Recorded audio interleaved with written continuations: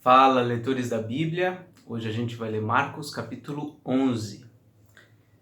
Quando se aproximavam de Jerusalém, de Betfagé e Betânia, junto ao Monte das Oliveiras, enviou Jesus 2 discípulos e disse-lhes: Ide à aldeia que aí está diante de vós, e logo ao entrar achareis preso um jumentinho, o qual ainda ninguém montou.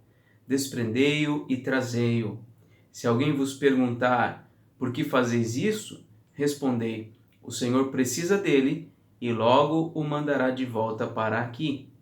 Então foram e acharam o jumentinho preso junto ao portão, do lado de fora, na rua, e o desprenderam. Alguns dos que ali estavam reclamaram: que fazeis soltando o jumentinho?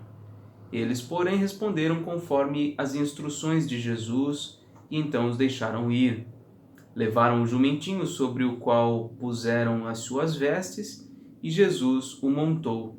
E muitos estendiam as suas vestes no caminho, e outros ramos que haviam cortado dos campos. Tanto os que iam adiante dele como os que vinham depois clamavam: Hosana, bendito o que vem em nome do Senhor, bendito o reino que vem, o reino de Davi, nosso pai, Hosana nas maiores alturas. E quando entrou em Jerusalém no templo, tendo observado tudo, como fosse já tarde, saiu para Betânia com os 12.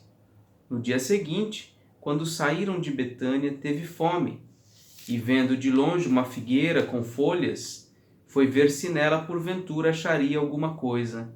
Aproximando-se dela, nada achou, senão folhas, porque não era tempo de figos. Então lhe disse Jesus: Nunca jamais coma alguém o fruto de ti. E seus discípulos ouviram isto, e foram para Jerusalém. Entrando ele no templo, passou a expulsar os que ali vendiam e compravam. Derribou as mesas dos cambistas e as cadeiras dos que vendiam pombas. Não permitia que alguém conduzisse qualquer utensílio pelo templo. Também os ensinava e dizia: Não está escrito: a minha casa será chamada casa de oração para todas as nações? Vós, porém, a tendes transformado em covil de salteadores. E os principais sacerdotes e escribas ouviam estas coisas e procuravam um modo de lhe tirar a vida, pois o temiam, porque toda a multidão se maravilhava de sua doutrina.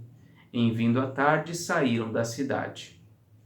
E passando eles pela manhã, viram que a figueira secara desde a raiz. Então Pedro, lembrando-se, falou: Mestre, eis a figueira que amaldiçoaste, secou. Ao que Jesus lhes respondeu: Tende fé em Deus, porque em verdade vos afirmo que se alguém disser a este monte: ergue-te e lança-te no mar, e não duvidar no seu coração, mas crer que se fará o que diz, assim será com ele. Por isso vos digo que tudo quanto em oração pedirdes, crede que recebestes, e será assim convosco. E quando estiverdes orando, se tendes alguma coisa contra alguém, perdoai, para que vosso Pai Celestial vos perdoe as vossas ofensas. Mas se não perdoardes, também vosso Pai Celestial não vos perdoará as vossas ofensas. Então regressaram para Jerusalém, e andando ele pelo templo, vieram ao seu encontro os principais sacerdotes, os escribas e os anciãos. E lhe perguntaram: Com que autoridade fazes estas coisas? Ou quem te deu tal autoridade para as fazeres? Jesus lhes respondeu: Eu vos farei uma pergunta.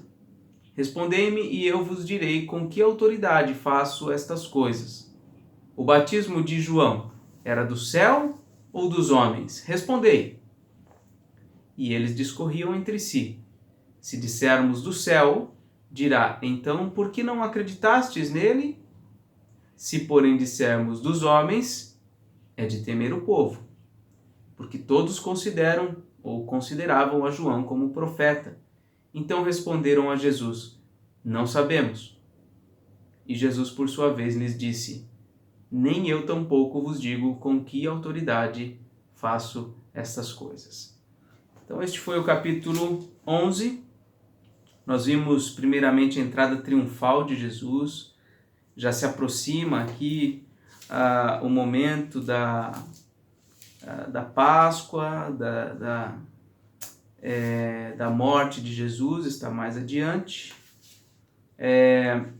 Nós vemos aqui também o momento em que ele amaldiçoa uma figueira e ela se seca imediatamente.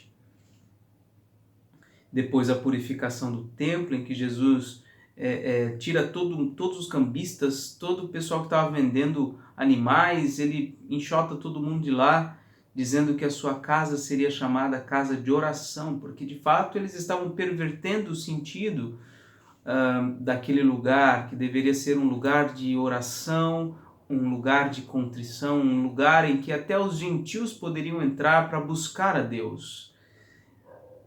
E aí na sequência nós vemos aqui os discípulos, Pedro, né, especialmente, falando: mestre, a figueira que o Senhor amaldiçoou secou. O que aconteceu? E aí Jesus fala aqui algumas coisas um tanto difíceis de entender. Ele diz: tenham fé em Deus, porque em verdade vos afirmo que se alguém disser a este monte, ergue-te e lança-te ao mar, e não duvidar no seu coração, mas crer que se fará o que diz, assim será com ele. E aí uma leitura rápida dá a entender aqui que qualquer coisa que nós idealizarmos, que nós pensarmos, se nós crermos de verdade que aquilo que nós estamos pensando vai acontecer, isso se dará de fato. E na verdade eu não acho que é isso que Jesus está falando. Não tem nada na história que tenha... Não tem nada registrado na história que alguém tenha dito para um monte se deslocar de onde ele estava e se lançar ao mar e isso tenha de fato acontecido. Você conhece alguma história assim? Me parece que não é em todos os casos, não me parece que seja de modo assim, a rigor do fiel escolher o que ele quer e assim se fará se ele crer de fato. É estranho, porque a experiência cristã nos mostra algo diferente, não é? Ele diz ainda no versículo 24, por isso vos digo que tudo quanto em oração pedirdes,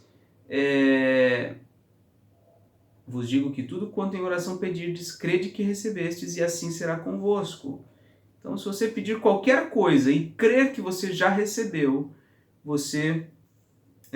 isso vai acontecer, assim será com vocês. Então, realmente um texto difícil da gente compreender. Eu creio que se houvessem apenas estes versículos sobre oração na Bíblia e nós só tivéssemos isto e orássemos desta maneira: Senhor, eu quero que esta cadeira deixe de ser preta e se torne azul, e eu creio nisso. Pronto, isso imediatamente deveria acontecer. Se nós tivéssemos somente essa porção, nós poderíamos fazer absurdos como este. Então, mas a gente não tem só isso, né? A Bíblia ela é muito ampla no que diz respeito ao ensino da oração. E nós não podemos descartar aqueles textos que dizem que nós devemos submeter a Deus a nossa vontade. Nós não podemos descartar daqueles textos que dizem que o Senhor protegerá os seus filhos quando eles estiverem cumprindo a sua vontade. Ele chega até a dizer que serão livres do veneno de cobras e todo tipo de maldição e etc. Tomarão veneno e nada vai acontecer. Você talvez se lembre desse tipo de texto. A gente não pode descartar isso aqui. Então, eu realmente acredito que quando Jesus diz essas palavras, ele está dizendo que é pela oração, de fato, que coisas sobrenaturais acontecem. Isso é verdade. Eu ouvi uma vez uma frase que eu acho que faz todo sentido, que quando Deus quer fazer alguma coisa neste mundo, ele levanta alguém para orar, naquele sentido, com foco naquela coisa que ele quer realizar. porque Ele sempre quer fazer as coisas por meio da oração dos seus servos. Agora, onde se origina a realização sobrenatural? É no desejo egoísta das pessoas? É no desejo particular, na vontade, ao bel prazer do sujeito que ora? Ou essas coisas sobrenaturais se originam em Deus? Eu creio que se originam em Deus.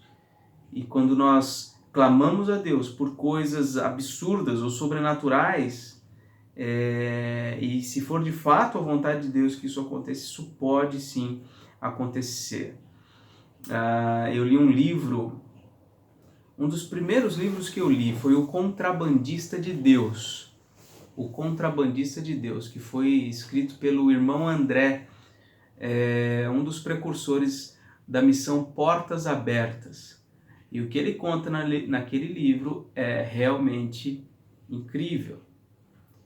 E ele conta que ele entrava em países fechados ao Evangelho com Bíblias dentro de um Fusca, e por muitas vezes, mesmo com a averiguação de guardas, mesmo guardas abrindo o carro, olhando para dentro do carro, não viam as Bíblias, e ele conseguia entrar nesses países e distribuir a palavra de Deus. Isso é ou não é algo absolutamente sobrenatural? E com certeza foi resposta de oração. Porque ele orava, ele clamava para que Deus permitisse a entrada daquele material, e Deus assim o concedia.